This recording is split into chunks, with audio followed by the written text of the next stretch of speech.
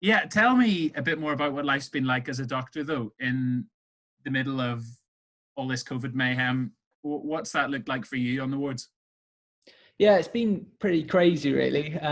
Obviously, so I actually was quite lucky when it all started. When it started kicking off. I was off on a bit of annual leave, so I was meant to be going to Mallorca on a training camp, but obviously that got cancelled. So as it was, I was just at home. Yeah, it was pretty mad, really, because you sort of getting all the messages on the WhatsApp group saying what all the changes that are happening. So then you came back to work on the Monday. Things were changing quite a bit. So people were being deployed to different teams, or mega teams, as we've got in Southmead in Bristol. Yeah, it's been pretty crazy, really. At the moment, pretty lucky. It seems to be calming down for a bit, or certainly in a calmer period. And who knows what's going to happen over the next couple of weeks. But yeah, it's been different. So for me personally, one of my first F2 jobs was on ICU. So for those who don't know, you do an F1 and F2 doctor is sort of your first and second years of being a doctor, junior doctor on the wards. And you rotate around through different rotations, so 4 months in different specialities. And the whole idea is to get good grounding in medicine and surgery as well. So my first F2 rotation was on ICU, so I had a bit of experience, and I really enjoyed that job. So I was quite keen to go back. And obviously there was a lot of talk that ICU was going to be really busy, so I was quite keen to get stuck in and help out where I can. Yeah, but as it was, I think, so southwest of England in particular has certainly been one of the better areas to be. It's been one of the least affected areas. And they had that mega team sort of structure where people were deployed to different areas for a few weeks, but then after that they were allowed to step it down. So we're sort of in that step down period at the moment. So I've gone back to my normal rotation, which is orthopedics. Obviously, a lot of orthopedic stuff is elective operations, so people coming up in to have their hips or knee operations, hips and knee replacements, which obviously is important, but it's not urgent stuff. It's not life-threatening things. So a lot of that has been cancelled or put on hold at the moment. So there was certainly a lull over the past couple of weeks, but things starting to, and certainly in terms of the trauma side of things, seem to be picking up quite a bit now. As more and more people are going out and doing activities and stuff. So yeah, we'll see how the next few weeks go. Did you see any scary experiences at the height of the surge when people were coming in with COVID, or did Bristol get off quite lightly in the grand scheme of things? Yeah, so I think Bristol, in a way, is quite unique. There's two big hospitals in Bristol for the population. There's both of them have got quite a lot of intensive. There's quite a lot of intensive care beds, quite a lot of intensive care capacity. So it was quite well managed. And the days that I did spend on ICU were on the ICU was split up into patients that had COVID and for patients that didn't have COVID, and I was working on in the non-COVID area. I suppose the most scariest thing for me, or potentially the most scariest, was when I went to, I'm sure you're aware, they've got these NHS Nightingale hospitals, and they built one in Bristol at UE University. And part of that, I went for an induction day there, and just to see the scale of it, really. As it was, I don't think at the moment I don't think they've had to use it for any patients there, which is thankful. But I just remember just like looking around the scale of this building and thinking, crikey, if this place is full, as it was predicted, as they had predicted, probably going a month or so back now, that would have been pretty scary for sure. There has been a proper feeling of like people getting behind the NHS like I haven't seen before, in terms of like getting out in the streets and the millions of people clapping their hands on their doorsteps and donating things to hospitals. I don't know. Have you felt that over there in Bristol as well? I felt that here. Like I've never felt so valued, I suppose, as a doctor. Yeah, it has been. It's been really nice, actually. I remember finishing one of the late on-call shifts at finished just before 8 o'clock, and I was just sort of driving back from the hospital in my car, and everyone was out on the streets clapping. And just like, this is pretty mad, really. Yeah. And what does lockdown look like for you in terms of trying to balance going into work, having a busy shift pattern, but then also trying to do your triathlon training. Have you been able to keep the two going side by side? Obviously, the main so once, you know, I'm going back the end of March, beginning of April, when it was properly, properly kicking off. Sort of, we knew all the triathlon races and everything were going to be cancelled, so there's no pressure to like get out and train. That was the least of the priorities. And I think from my perspective, I was making sure that I didn't see the point in going out and smashing the training just because you're going to lower your immune system and make you more susceptible to picking it up. But then certainly it's been nice the focus has been less on training for such, and more just going out for a run or going out for a bike ride and just clearing the head and getting a bit of fresh air really after being stuck inside. And certainly it's been nice over the last couple of weeks or so now that you're certainly in England, we're able to meet up with people at a sociable distance.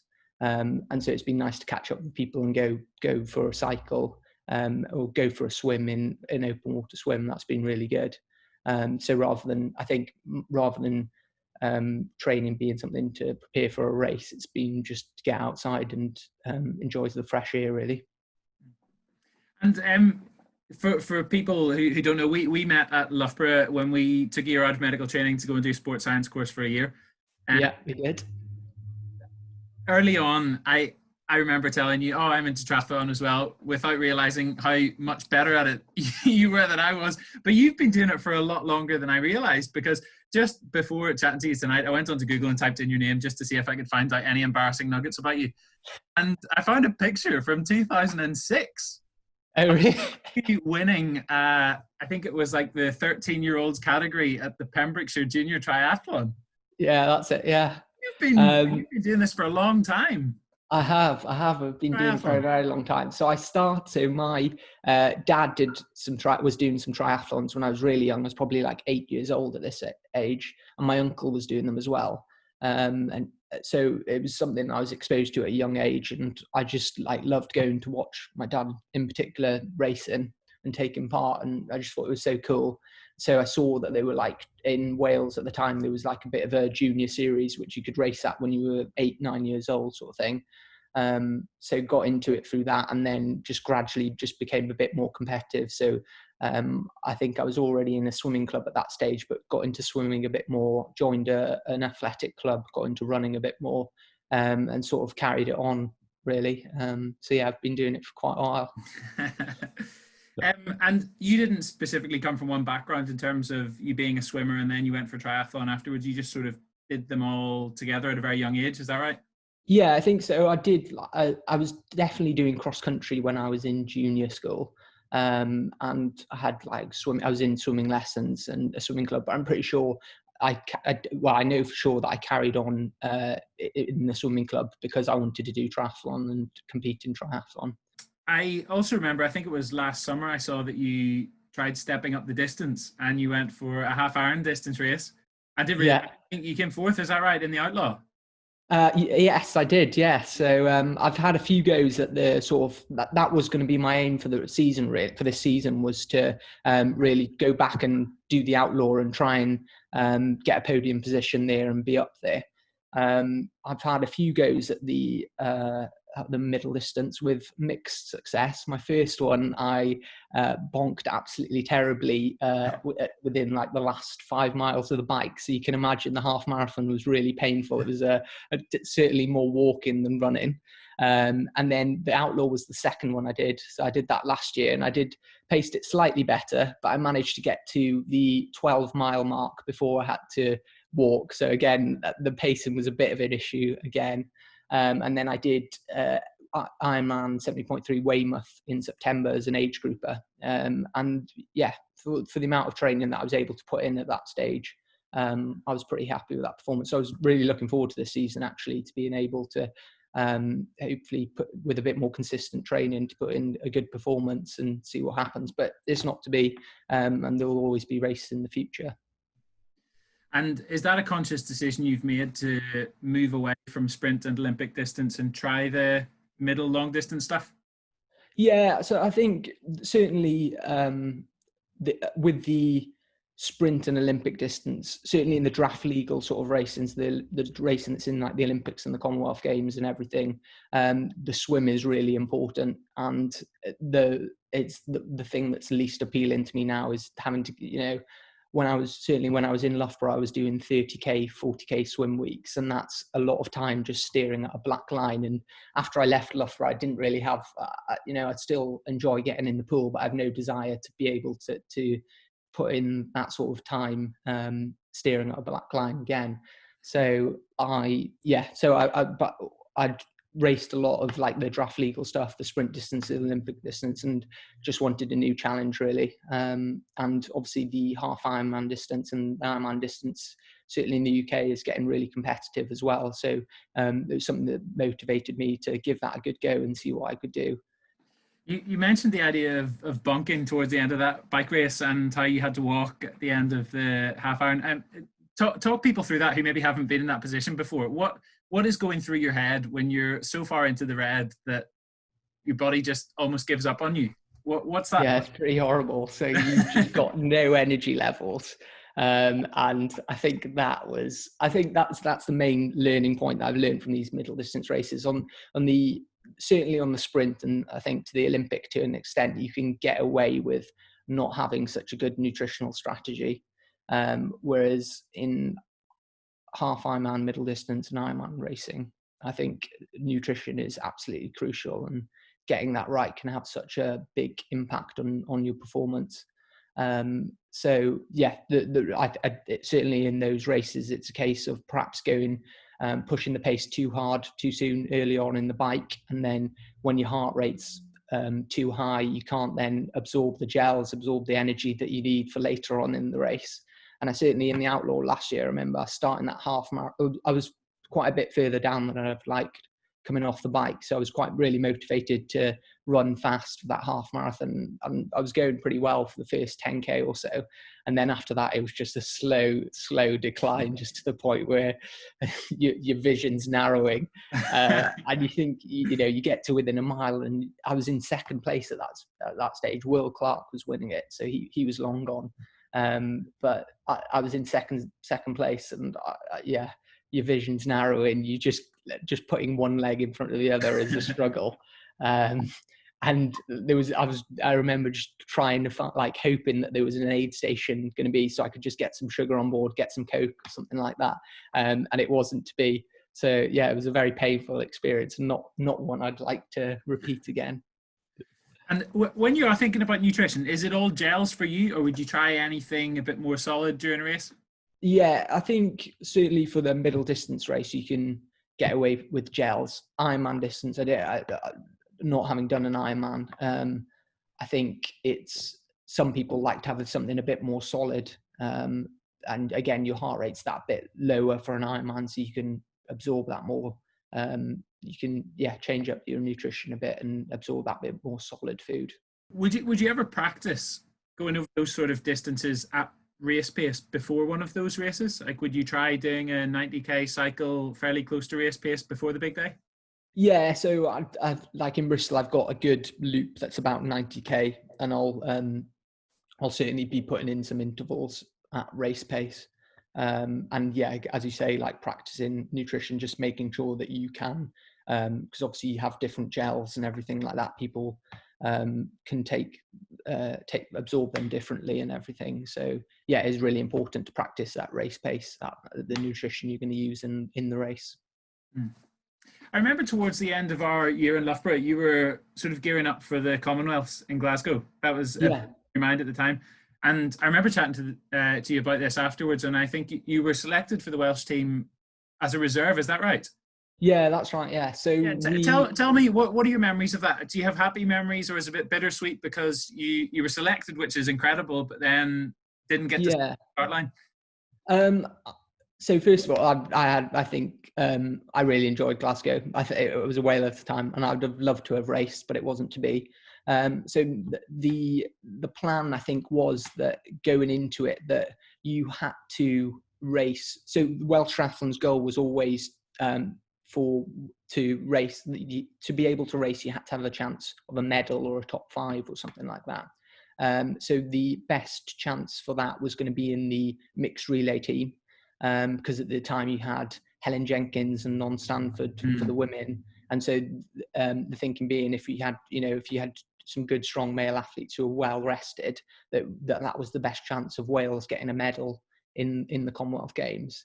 And then, so leading into it, the talk was that everyone who was going to be in the relay had to race the individual race as well. So that meant that if you were selected as a reserve, you'd still be able to race in the individual race.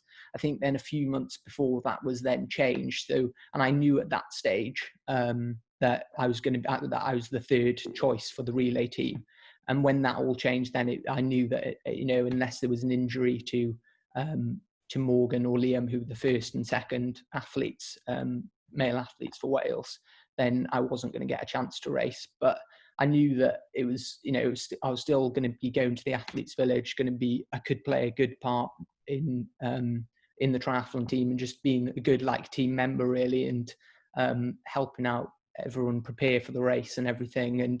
And that's hopefully that's I think what I did. And it was a great experience in Glasgow.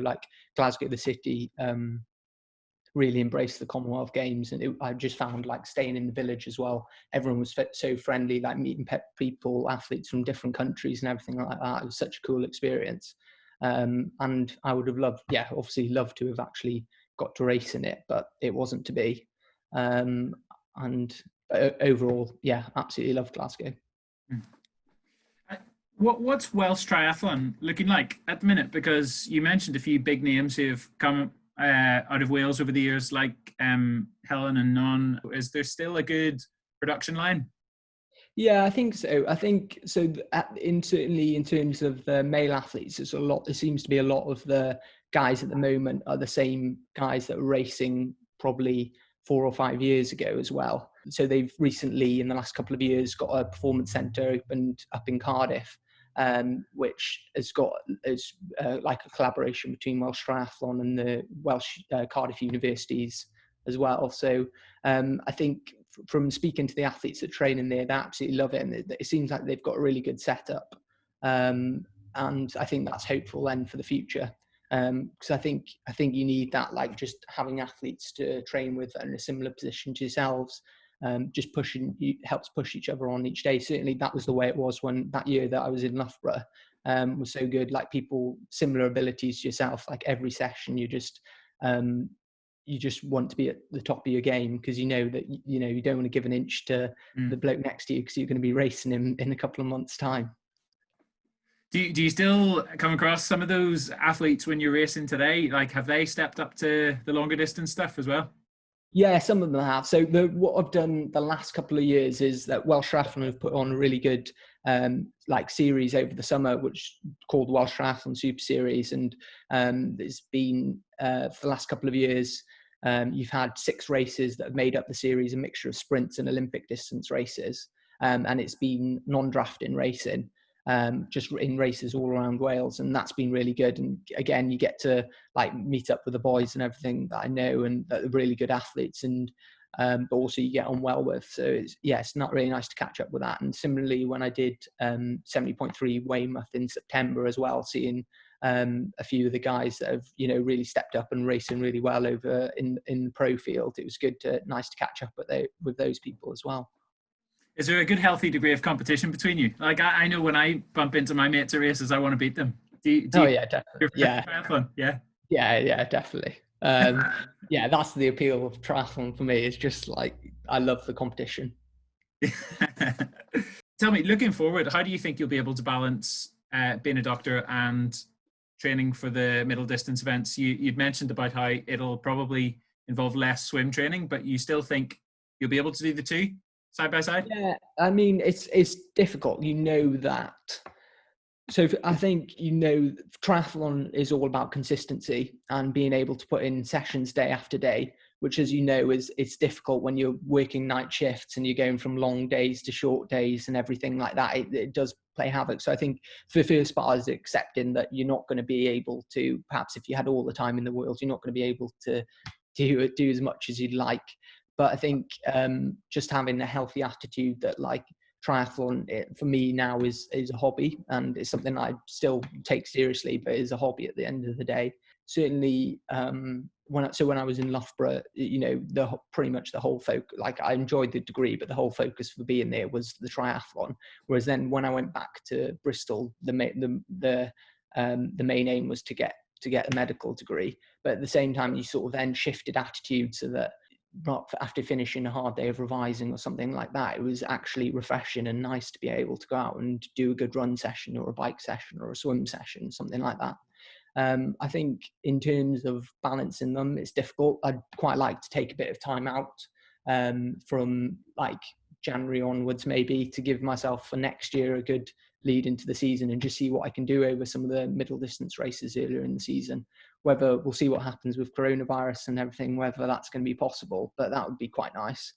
Overall, it's possible. You just have to be smart about, and again, there's no good finishing a set of nights and going out and smashing a hard session, because you're not going to really gain any benefit from it.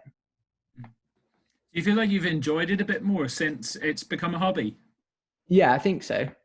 I mean, it's definitely, it said, the priority shifts, and I think if it would have been quite easy to be like, once I finished in Loughborough, being like, right, that's me done with triathlon now. But it was never really happened, because I love training and I love racing and catching up with people. So yeah.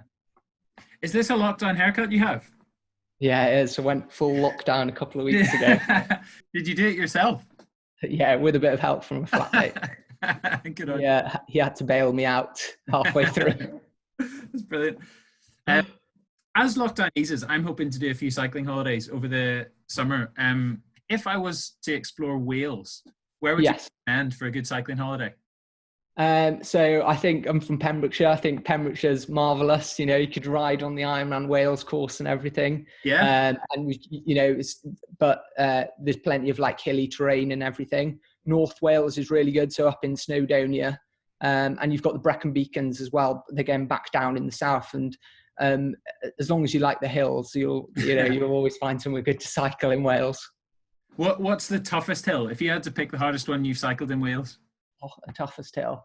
Well, I'll go for one fairly local to me. So the Preseli's are some of the hills in Pembrokeshire, and they've got a very good climb, which I think takes about 15 minutes or something like that. That's probably the longest one you can do.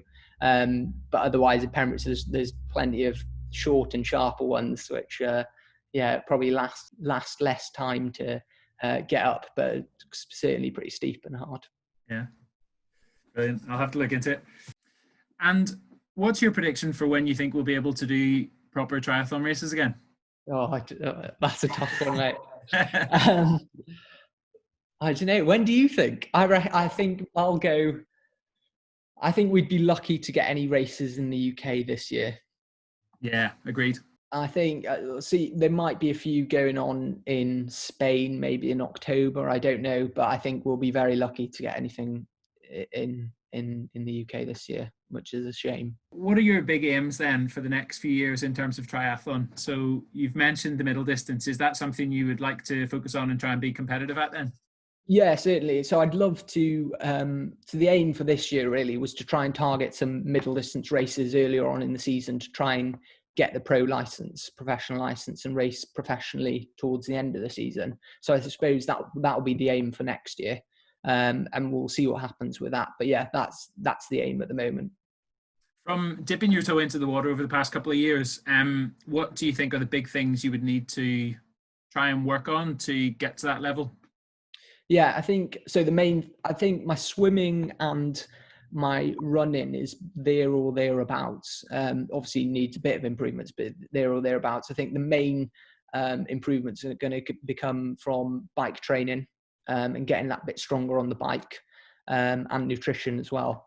And so like this year, for example, I knew that the bike had been a bit of a weakness in the past. So that was something that I really wanted to improve on. So I was doing quite a lot on the indoor trainer, which is quite a good way for those that are like a bit short on time but wanting to get in a really good session. I think the turbo trainer is a really good way to go. You don't have to waste time like trying to get out of Bristol through like traffic lights and stuff, you can get it on the trainer and get a really good session within an hour for an hour's work. You know, I'm not riding too, but I've been doing quite a bit, targeting a few Strava segments, and not been doing badly on those. So yeah, I think that's the way to go.